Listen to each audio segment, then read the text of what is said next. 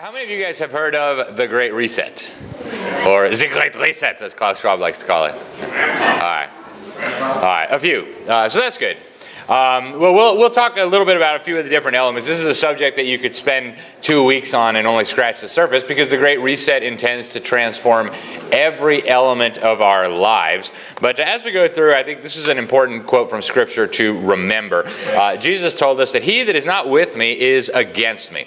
And so as we're going through what these Great Resetters are doing, just ask yourself, does that sound like they are with Christ?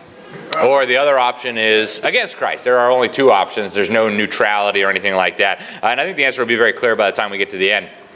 So the Great Reset was formally announced. I actually did the first article in the American press about it. It was announced in the summer of 2020 as we were here enjoying ourselves, living normally, but most of the rest of the world was freaking out and hiding in their basements with 8 masks waiting for a deadly vaccine. So, I guess I can't say that on YouTube. You better cut that out. Yeah, the fascists will shut it down. See, that's part of the Great Reset. You can't say the truth. But so anyways, we were here partying, and Klaus Schwab was announcing the Great Reset at the World Economic Forum. For those of you who didn't catch the announcement, here he is. This is Klaus Schwab. He's the head of the World Economic Forum, the son of a prominent Nazi industrialist, and an all-around swell guy. The COVID-19 crisis has shown us that our old systems are not fit anymore for the 21st century. Now is the historical moment, the time, not only to fight the virus, but to shape the system for the need for the post-corona era. For the need for the post-corona era. Okay, bring me Fluffy, my white kitty. Okay, here he is talking about the Great Reset. But we have another choice. We have another choice. We can build a new social contract, particularly integrating the next generation. We can change our behavior to be in harmony with nature again. And we can make sure that the technologies of the fourth industrial revolution are best utilized to provide us with better lives.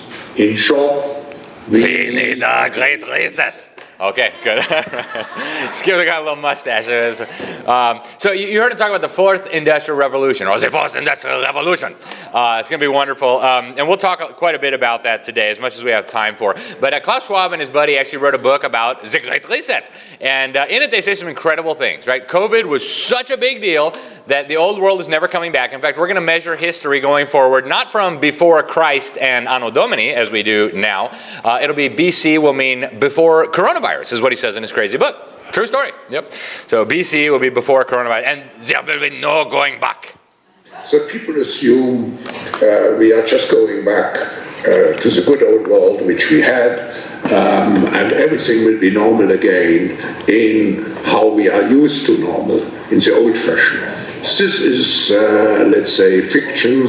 It will not happen. It will not happen, okay? You're stuck with it. And of course, it wasn't just Klaus Schwab. He brought a whole bunch of his buddies along. Here's the head of the United Abominations. He prefers to be called Antonio Guterres.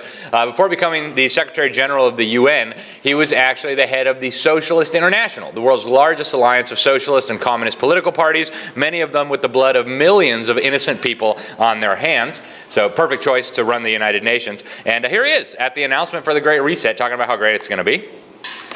The Great Reset is a welcome recognition that this human tragedy must be a wake-up call. As you rightly say, it is imperative that we reimagine, rebuild, redesign, reinvigorate, and rebalance our world. Okay, so it's imperative, right? It's not an optional thing. You're not going to be asked whether you think this is a good idea. It is imperative. There is no other option. Here is then Prince Charles, now King Charles, talking about this. A golden opportunity to seize something good from this crisis. Its unprecedented shockwaves may well make people more receptive to big visions of change.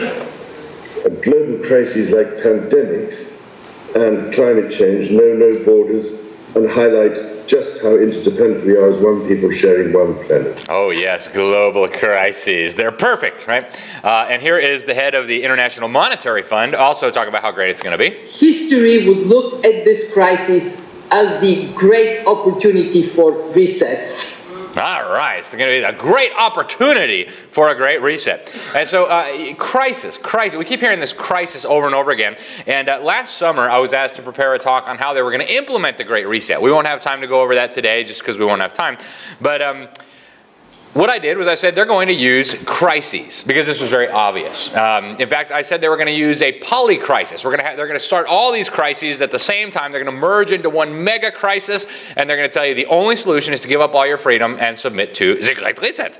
And then in January of 2023, the World Economic Forum puts this on their website. We're on the brink of a polycrisis. How worried should we be? And the answer is unbelievably worried. You should be so worried that you'll be prepared to give up all your freedom and all your money and all your children's freedom because they'll save you from the polycrisis that they are right now creating. So even before they announced the Great Reset, the World Economic Forum gave us some sense of where they wanted to go with this. This is a video that I pulled off of their website and their social media. This is their video, not mine. So they call it predictions for 2030. It's really kind of the script where they want to go by 2030. They start off with, you will own nothing, but you'll be happy. Okay?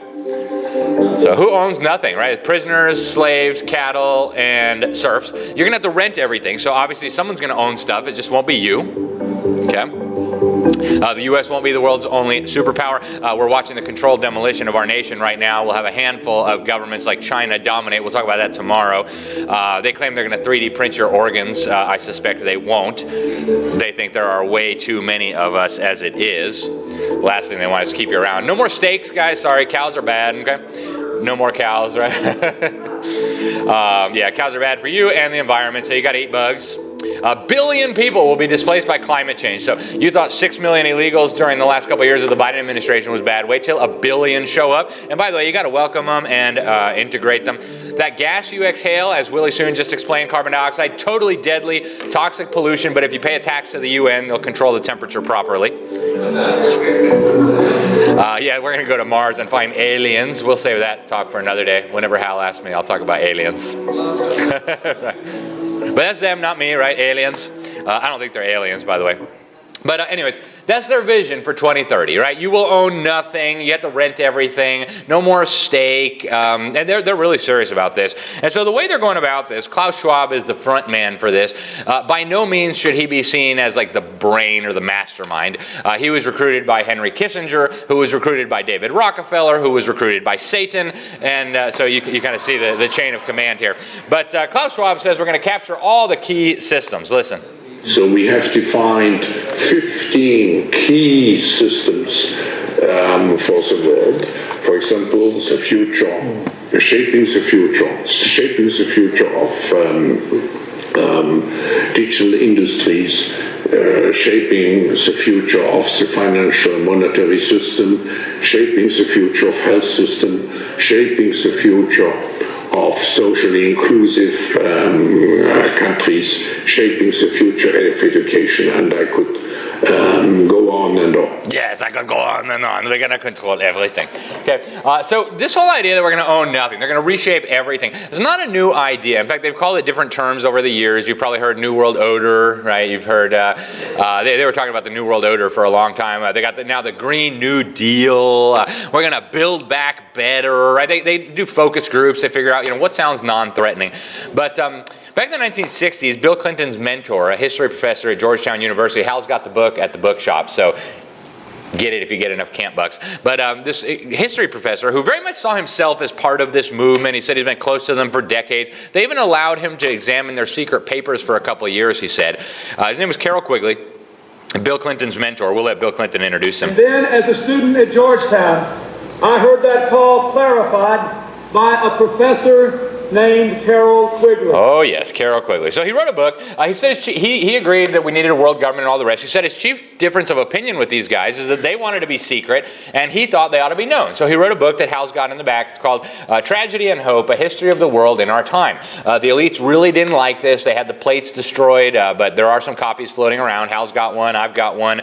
That's one of the covers right there. And in this book, he says the powers of financial capitalism, and remember, he agrees with this, had a far-reaching plan, nothing less us in a world system of financial control in private hands, able to dominate the political system of each country and the economy of the world as a whole.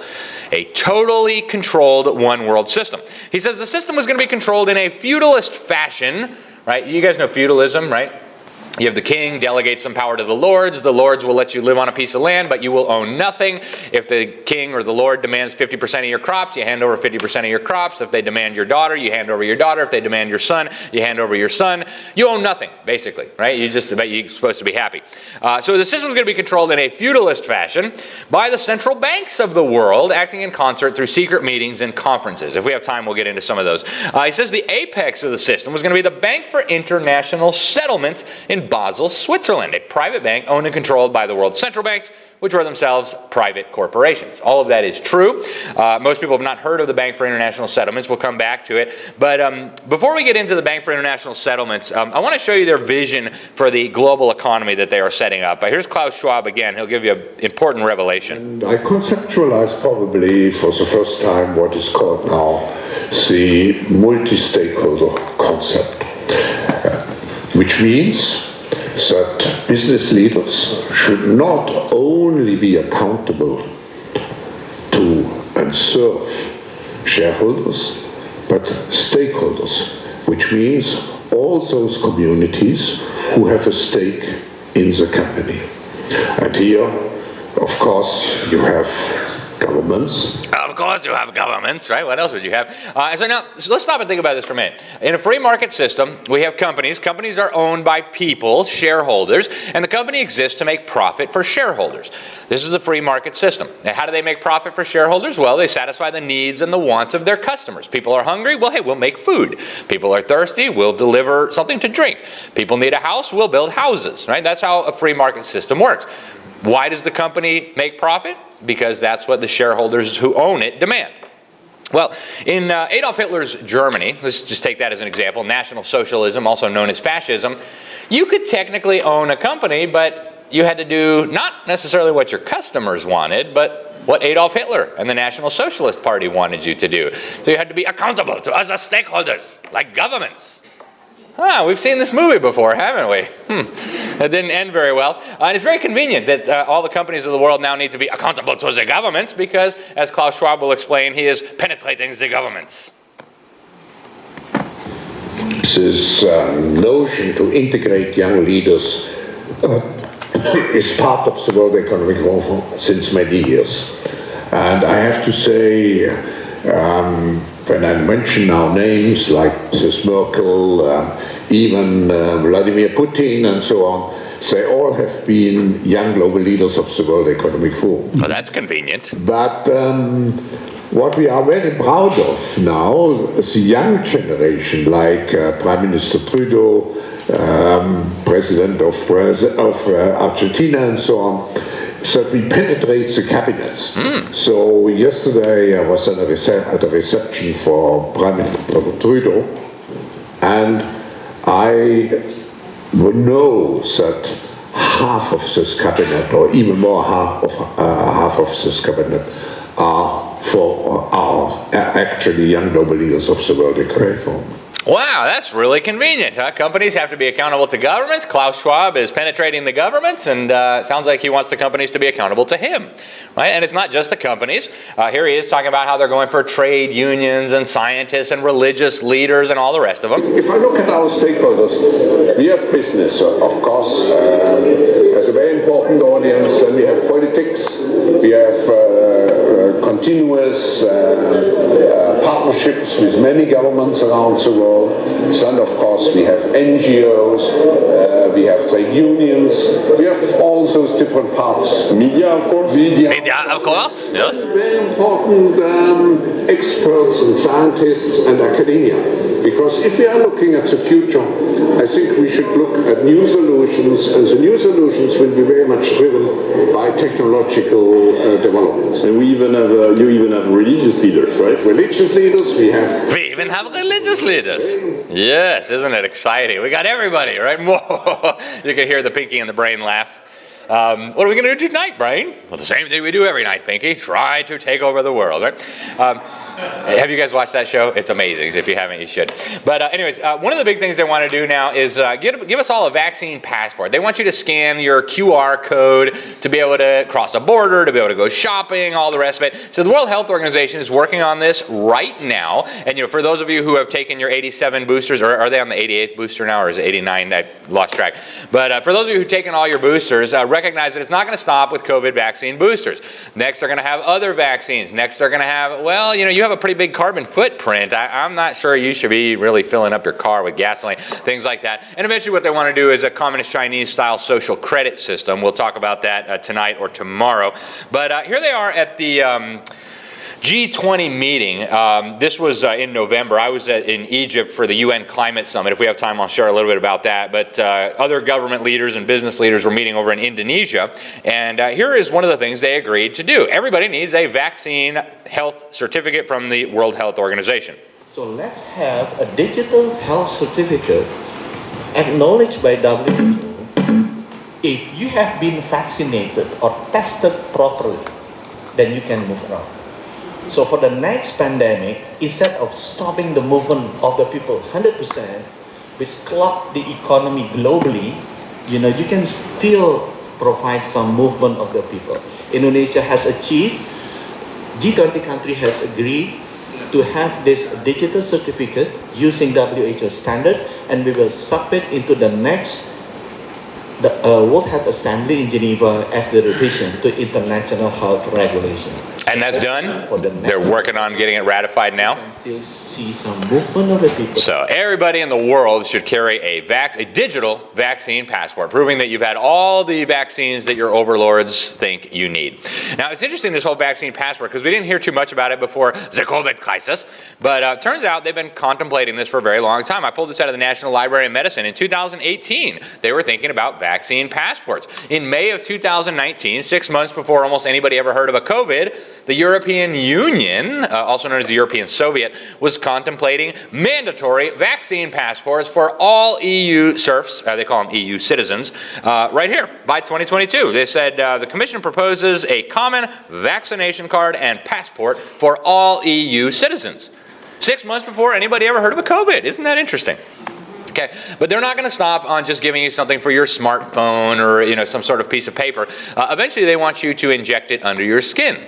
How do I know? Because they're already doing it. I just came back from the future. We arrived back in the United States about less than a week ago from Sweden, and there are thousands of lemmings in Sweden dressed up in human bodies running around with microchips in their hands. True story. And that's their vaccine passport. They pay for their train fare. They get into their office. And here they are bragging about how great this is. Implants are a very versatile technology that can be used for many different things. And right now, it's very convenient to have a COVID passport always accessible on your implant. Wow, that sounds convenient to me. Sign me up. I'll take 3. And then they're already marketing this madness in America too, right? This is NBC fake news, which I don't recommend, but here they are promoting this garbage to Americans. When Elias Brotberger goes to work, he doesn't need ID, and he doesn't need money. In fact, much of what he needs to get through the day is hidden right there, just below the surface, in his hand. You like to touch it? Yeah. Oh, weird. Yeah, it's like a grain of rice. Yeah, a grain of rice. Yeah, is it in right hand or forehead? No, I don't know. You don't want to be able to buy or sell without it, right? So anyways, they've been working on this for a long time. This Better Than Cash Alliance was formed in 2012, led by the United Nations. Here's some of their other partners, Bill and Melinda Gates of Hell Foundation, the mass murdering communist dictatorship of Vietnam, Visa, MasterCard, multiple UN agencies, the US government, et cetera, et cetera. And they were all calling for abolishing cash. They said that somehow, they don't ever actually explain how it's going to do that, but they say it's going to reduce poverty. That's interesting. Okay, so just trust us, okay? Come on. So the Bank for International Settlements is leading the way here on these central bank digital currencies. They want to, and I suspect when they introduce CBDCs, as they call them, they won't abolish cash right away. They'll have the two circulating in tandem for a time until they work out all the bugs, and then they'll move over to a totally digital currency. And you guys remember the Bank for International Settlements? We just talked about it in the book by Carol Quigley. It was going to be the apex of the system. So right now they're coordinating the central banks of the world to come up with central bank digital currencies. And they're telling you it's going to be just like cash. No big deal. You just use your smartphone or your microchip instead of that yucky, dirty cash that might have a COVID on it. Well, that's not what they say when they don't think you're listening. Here is the general manager of the Bank for International Settlements talking about this. Our analysis on CBDC, in particular for the use of general use, we tend to establish the equivalence with cash, and there is a huge difference there. For example, in cash, we don't know, for example, who's using a $100 bill today. We don't know who is using a 1,000 peso bill today. A key difference with the CBDC is that central bank will have absolute control on the rules and regulations that will determine the use of that expression of central bank liability, and also we will have the technology to enforce that. Those two issues are extremely important, and that makes a huge difference with respect to what cash is. Okay, so they will have absolute control, was his term, over these monies. But as they say on the late night ads, but wait, there's more, okay? This just happened about a month ago at the Summer Davos. It was held in Communist China because, of course, why not? Here's one of the luminaries promoting the CBDC, and listen, there is quite a bit more. If you think about the benefits of digital money, there are huge potential gains. It's not just about digital forms of physical currency. You can have programmability. Units of central bank currency with expiry dates. You could have, as I argue in my book, a potentially better and some people might see it as a darker world where the government decides that units of central bank money can be used to purchase some things, but not other things that it deems less desirable, like say ammunition or drugs or pornography or something of the sort. And that is very powerful in terms of the use of a CBD. Yeah, I'll say that's pretty powerful. Well, sorry, slave, you have exceeded your carbon budget for the month. No more steak, no more gasoline, definitely no airplanes. You're one of those people who asks a lot of questions about the government. Yeah, you won't be buying any hunting ammunition for this hunting season. Sorry, guys. Your money's going to be programmable, right? They'll track everything. You will not be able to buy or sell without it. Now, Joe Biden, the resident in the White House, is very much on board with this. He says the administration places the highest urgency on the development and deployment of a United States central bank digital currency. This is an executive order signed in March of last year. The IMF had their spring session. And at the spring session, the Digital Currency Monetary Authority announced a global central bank digital currency. They're calling it Unicoin. And ultimately, at the beginning when Klaus Schwab was announcing the Great Reset, you remember he said, the fourth industrial revolution. We're going to use the technologies of the fourth industrial revolution. Well, let's circle back to these technologies of the fourth industrial revolution. Where does this eventually end with digital money and digital vaccine passports and microchips under your skin? Where does this end? Well, Klaus Schwab will sum it up for you in one sentence. It's at the end, what the fourth industrial revolution will lead to is a fusion of our physical, our digital, and our biological identities. So it's going to lead to a fusion of our digital and our biological identities. That sounds exciting. Now, the resident in the White House loves this idea. Here he is. Extensively on the topic that you've asked me to speak to. Mastering the fourth industrial revolution. Yes, we're going to master. All right, so, and we'll talk a bit more about this. But first, September executive order from Joe Biden. We're not going to go too deep down the rabbit hole because it starts getting really creepy and really weird really fast. But in September 12th of last year, Biden signed this executive order saying we need a whole-of-government approach to biotechnology. These are direct quotes. He said we need to develop genetic engineering technologies and techniques to be able to write circuitry for cells and predictably program biology in the same way we write software and program computers. Wow, what does that mean? Okay, so you go to Klaus Schwab's book on the Fourth Industrial Revolution. It's called Shaping the Future of the Fourth Industrial Revolution. He says the technologies that are all around us today, like smartphones, are not going to stop just being around us. They're going to become part of us. He says we're going to install these our smartphones, etc., they're going to become implantable in our bodies and brains. We're going to have microchips connecting our brains to the digital world, says Klaus Schwab. Here he is on a Swiss television interview, speaking in French, but you got the translation underneath. Au bout de ça, on parle de puces qu'on pourra s'implanter. Ce sera quand ça? Certainement dans les 10 années à venir. Et d'abord, on va les implanter dans nos vêtements, c'est-à-dire wearables, comme on le dit. Et après, on pourrait s'imaginer qu'on les implante dans nos cerveaux ou dans notre peau. Et à la fin, peut-être il y a une communication directe entre notre cerveau et le monde digital. Ce que nous voyons, c'est une sorte de fusion du monde physique, digital et biologique. Wow, exciting, right? We're going to implant smartphones in our brains. And I think a lot of young people are like, yes, right? They don't have to charge it all the time. No, this is a very bad idea, guys, okay? So he goes on to say in this book that as the technologies improve, governments are going to have to consider mandating this because, I mean, you might be a national security risk and the government has to know, right? We need to scan your brain and see what you believe.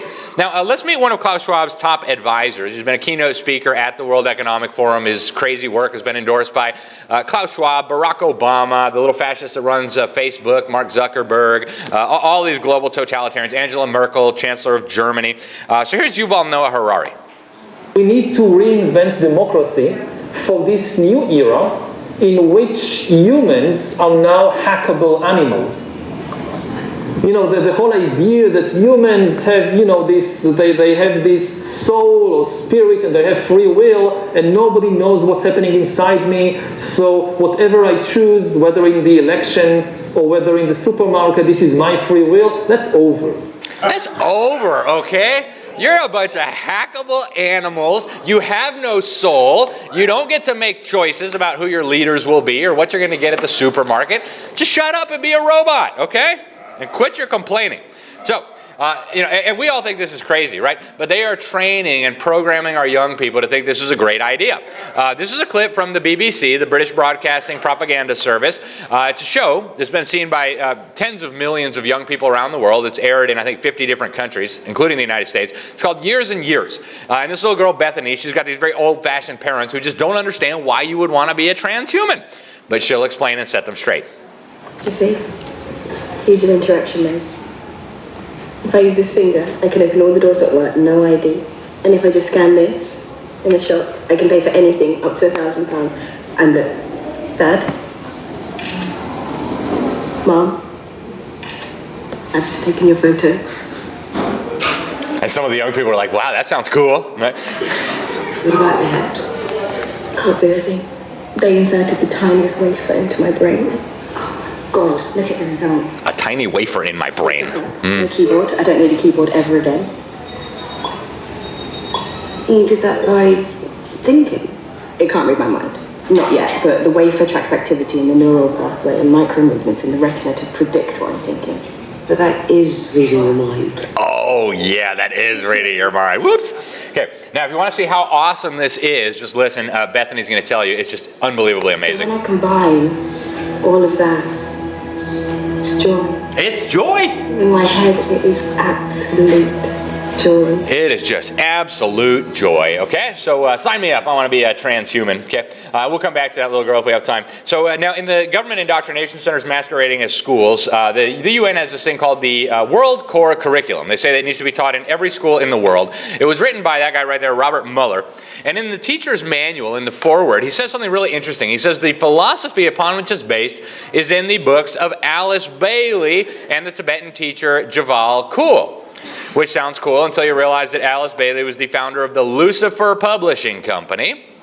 So the World Core Curriculum is based on the teachings of the founder of the Lucifer Publishing Company and the Tibetan teacher who's not Tibetan or a teacher or a human being. He is an ascended master, a spiritual entity that Alice Bailey claimed to be communicating with, which if you read your Bible, it's a demon.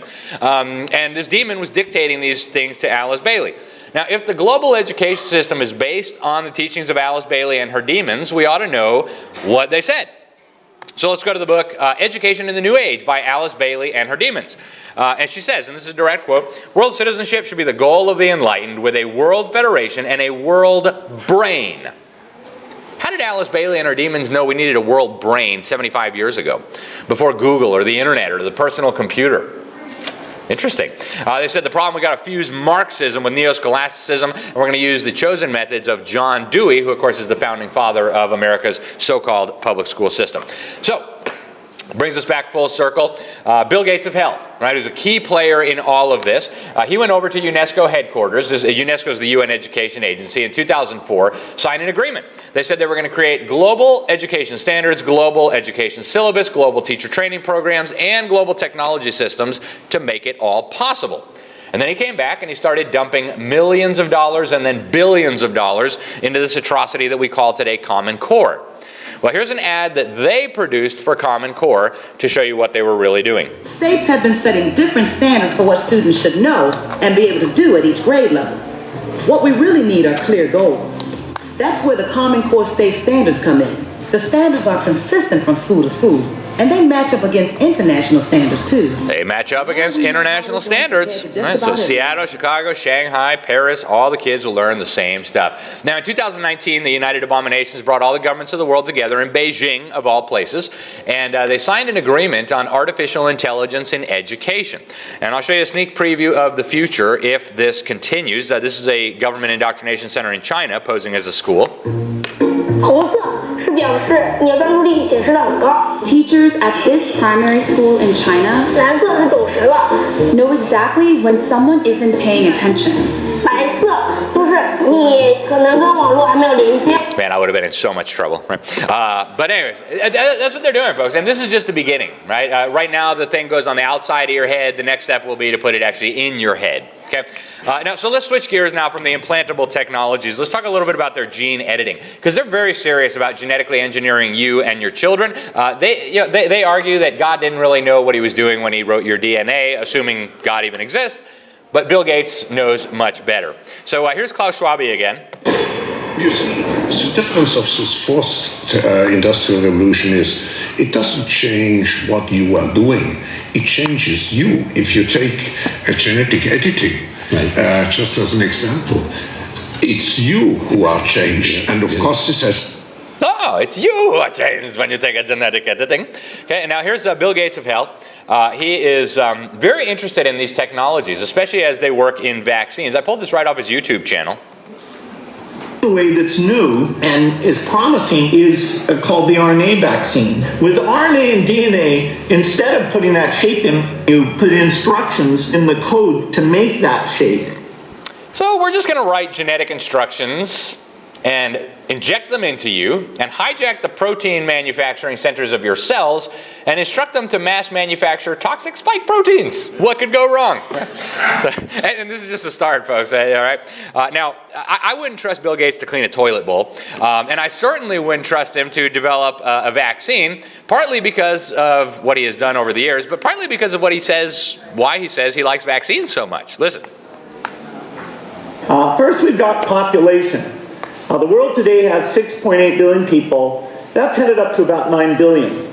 Now, if we do a really great job on new vaccines, healthcare, reproductive health services, we could lower that by perhaps 10 or 15%. All right, if we do a really good job on vaccines and reproductive health care, by which he means killing babies, then maybe we could lower the population by 10 or 15%. Okay? So, sorry, Bill Gates, I'm not interested in your vaccines. But here's the chief of science at Moderna talking a little bit more in depth about what these mRNA technologies that they use for the first time on a mass scale in these mRNA COVID injections, what they really do. As I've trained as a physician scientist, we've been living this phenomenal digital and scientific revolution.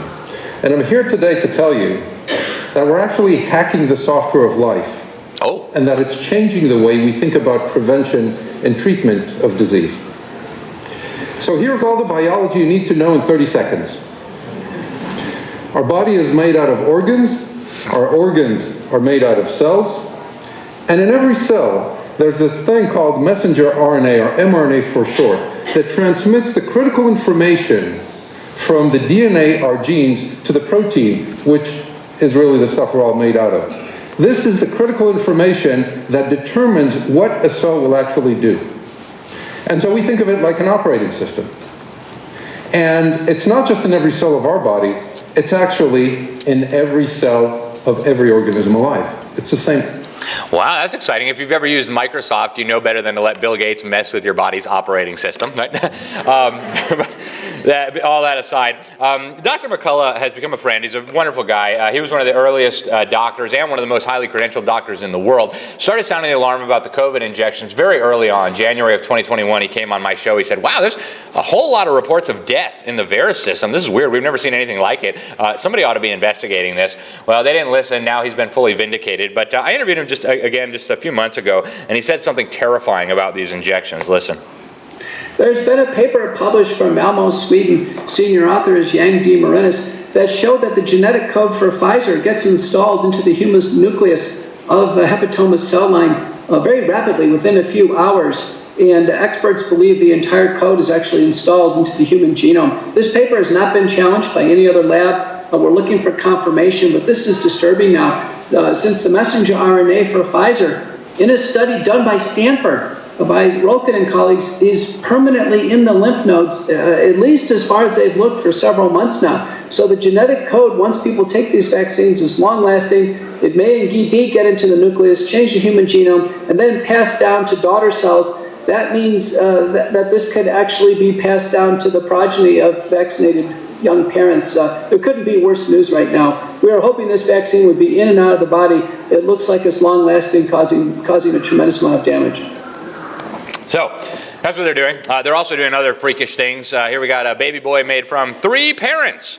Here we're creating human-mouse hybrids. We're fusing human DNA with mouse DNA and creating humice. What could go wrong? But don't worry, transhumanism is going to save us from our ape-brained meat sacks. As their physical body, okay? And so let's get into the real meat of this. Why are they actually doing this? What is going on in these people's heads that they think these things are a good idea? Well, let's go back to the BBC first. That show Years and Years. You remember Bethany. She'll give you some insight here. I want to live forever as information, because that's what transhumans are, Mom. Not male or female. Better. Where I'm going, there's no life or death. There's only data.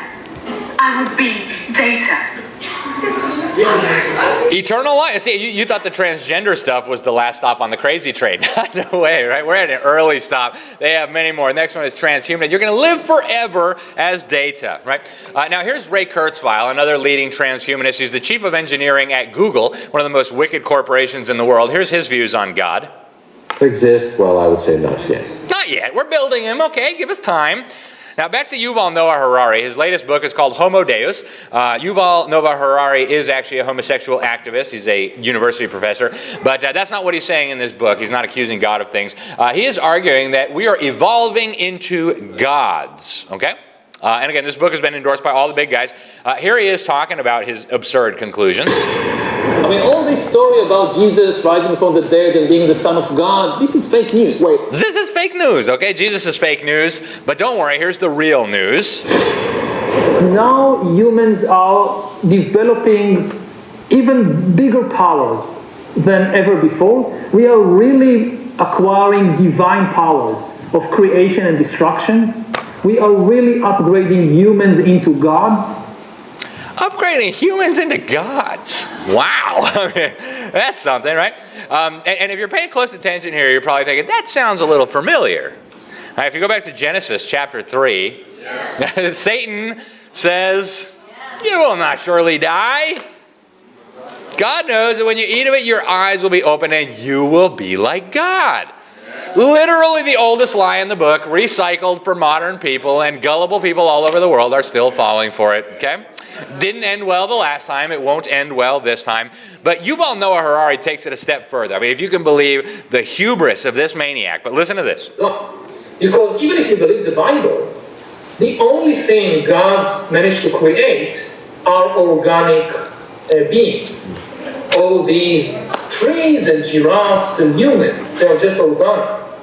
But we are now trying to create inorganic entities, inorganic life forms, cyborgs, artificial intelligence, and so forth. If we succeed, and there is a very good chance we will, then very soon we will be beyond the God of the Bible. Right?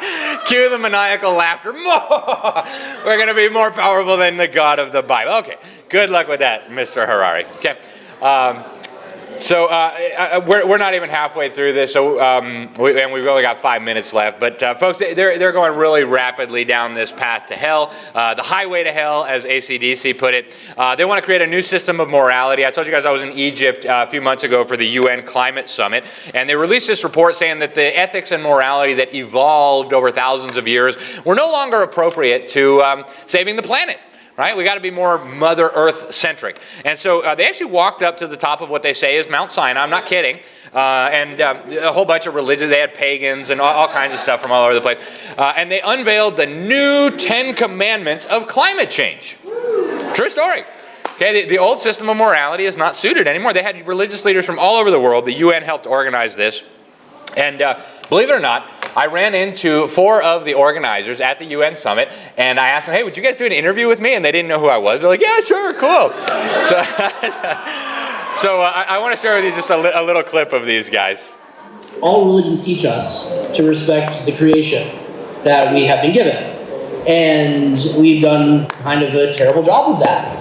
And so with a new kind of 10 commandments of climate change, which are an addendum to, not a replacement for, the original 10 commandments, and a third covenant that we're kind of working on between mankind and creation, that we would refocus on those elements of the teachings from across religions that point us in the direction of fixing the problems that we've created so that life can thrive on this planet and so that we can build that proverbial kingdom of heaven here on earth. So there you heard it. Yeah, what could go wrong, right? God gave us the first 10 commandments. These clowns gave us the new 10 commandments. God gave us the first covenant, the old covenant, the new covenant. Well, these clowns are going to give us the third covenant so that we can build the kingdom of heaven on earth. What could possibly go wrong, okay? So I mean, that's the level of hubris that these people have. And they think it's totally normal to say that. They said it on camera, knowing full well I was going to broadcast this to Americans. They have no conception of what's going on. Now, you have a question, young man? Have any of you guys seen Jurassic Park? The first Jurassic Park movie? Nope. It was about people trying to clone dinosaurs from mosquito blood, a little bit of DNA, and they make all these dinosaurs from it. And the whole aspect of it is they were trying to play God. Yep. In that movie. And that's what they're working on right now. And the entire movie went wrong haywire because they didn't realize one thing. And they're not God. Yep, amen. And so that's a valuable lesson. But I know they are doing some of the most freakish things you can imagine right now with DNA. Because we're almost out of time, we'll skip a lot of this. Maybe we'll talk a little bit about it later. But let's see where we stop here. So these are all the secret meetings and conferences I was going to share with you. Maybe we'll do it another time. Here, maybe we'll stop here. So, thank you. So I think at this point some people are probably wondering, well, why haven't they told me this on TV? Why is this not in my local news? Right? They can't all be controlled. Well, here are some of your local news broadcasters. I thought this was a cute clip. Has become all too common on social media.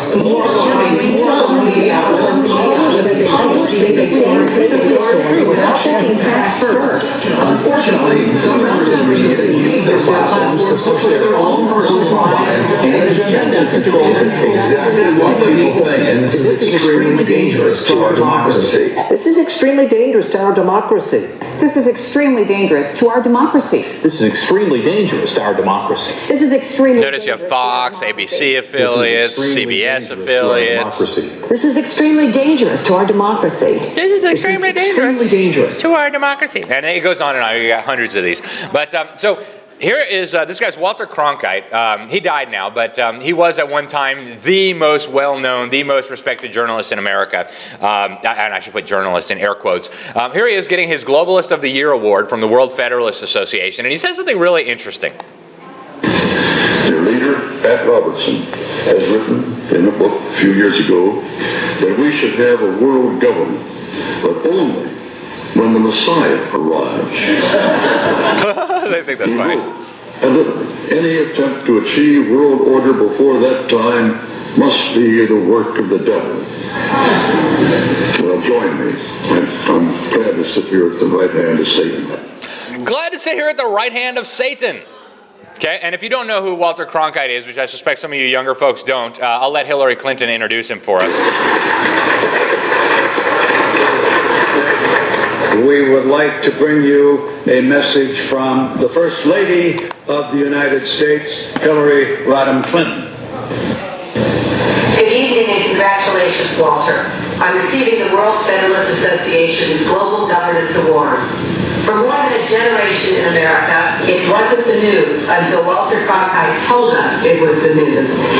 All right, very good. So it's not the news until the guy who's proud to sit at the right hand of Satan tells us it's the news. Then all the bobbleheads can read the script on the local media outlets, and then we'll all know what the news is. Okay.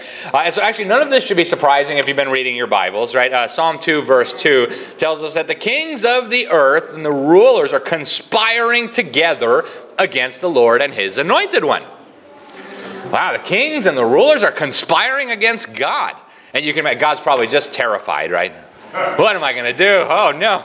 They're all conspiring against me. Now, if you go down to verse 4, the one enthroned in heaven laughs. The Lord ridicules them. And so I think we can ridicule them a little bit too. You know, like Elijah did with Ahab and the silly prophets of Baal. I think we can ridicule a little bit. Now, the nature of this conflict that we find ourselves in, and I hope that was obvious from what I shared with you, and that was just the tip of the iceberg, is not a physical battle. Right? You're not going to win this with guns. Our weapons are not carnal. Okay. So in Ephesians chapter 6, verse 12, this is from the Apostle Paul to the church at Ephesus. He says, "We wrestle not against flesh and blood, but against principalities, against powers, against the rulers of the darkness of this world, and against spiritual wickedness in high places." We're dealing with demonic forces from the pit of hell. Okay, they don't like your DNA because God wrote it, because you're made in the image of God. They don't like liberty because God is the author of liberty. They don't like nations because God is the author of nations. They don't like marriage because God is the author of marriage. So they wage war on everything that God has ordained for our good. Now, how do we respond? Well, thankfully, the Bible tells us. You go down a few verses, in verses 16 and 17. We should take the shield of faith. That'll quench all the fiery darts of the wicked. Some translations say the wicked one. And then take the helmet of salvation and the sword of the Spirit, which is the Word of God. And so when they tell you that I'm going to live forever, I'm going to upgrade myself, and I'm going to become a god, you say, yeah, that's funny. That's the same thing Satan said, Genesis chapter 3. When they say there are infinite genders, you say, no, actually, God said He created the male and female. Pretty sure He didn't create infinite genders. Right? So all of these questions, all of these issues have answers in the Word of God. I say we fight the Great Reset with the Great Commission. Right? What is the Great Commission? Well, God made it very plain to us. You go to Matthew chapter 28. He said, "Go make disciples of all nations, baptize them in the name of the Father, the Son, and the Holy Spirit, and teach them to observe all that I have commanded you." So, and make disciples doesn't mean like, hey guys, Jesus loves you, say a prayer and see you later. Right? You're supposed to make disciples. You're supposed to teach them to obey. Okay, this is not all right, you said a prayer, you're good, I'll see you in heaven, take it easy. This is a process of discipling. We need to be discipling the nations, and of course that begins in our own homes. Turn off the TV, know your enemy, and just about out of time here, but I want to leave you with just a couple of encouraging things, because I know these people, they got all the power, they got all the money, they got the governments and the corporations and all the rest of it, but we don't need those things. Okay? If you go to Judges chapter 7, you read the story of Gideon. Charmaine has been talking about Gideon. It's just brilliant, brilliant story. So God chooses this little guy from this little family and says, I'm going to use you to take out this massive army. Gideon's like, no, I'm pretty sure you have the wrong guy. Okay, it's like, no, me, please. Anyways, he gets this big army. He got 22,000. He's got 30-something thousand people. And God says, send all the cowards home. So the cowards go home. He says, you're 10,000. That's still way too big. Your army's way too big. Let's whittle that down. Go down and drink water. He sends almost everybody else home. They end up with 300 men. And God uses those 300 men to smash this massive Midianite army that had come against the people of God. So why did God choose to use just 300 people? We got almost that many people at camp. Why did God choose to use 300 people to smash the enemies of His people? Well, He did that to show His power. Right? It wasn't because Gideon was a great military leader. It wasn't because they had good weapons. It was because God was in it. And remember David and Goliath, right? Little guy with faith knocks out the giant and takes down the Philistines. If you go to 2 Kings, there's this incredible story. You might know it. Elisha, who was kind of a follower of Elijah. And Elisha is helping out the king of Israel. The king of Syria wants to get him. And so the king of Syria gets mad at Elisha for helping the king of Israel. And they go after him, and they finally catch up to him. And his servant looks out the window and says, "Oh my goodness, we're surrounded." And he's freaking out. "Oh man, they're going to get us." Right? And he wakes up Elisha, and Elisha's like, chill. Now he prays, "God, show this man what's really going on outside." So God opens up his eyes, and he looks out the window, and guess what he sees? It's the enemy that's totally surrounded. They're surrounded by spiritual angelic beings, and they're about to be crushed, okay? So God doesn't work in the way that we work. We don't need 51% or 75% of Americans to restore righteousness and to stop this evil agenda. Another story in 2 Kings that's incredible is in chapter 19. It came to pass that night that the angel of the Lord went out and smote in the camp of the Assyrians 185,000. It's 185,000 enemy soldiers that had come against the people of God. And then when God's people arose early in the morning, behold, they were all dead corpses. So God dispatched one angel to slaughter 185,000 enemy soldiers, well armed, well trained. You think he could deal with Klaus Schwab and George Soros and Bill Gates? I'm pretty sure he can. Right? So thank you guys, and God bless you.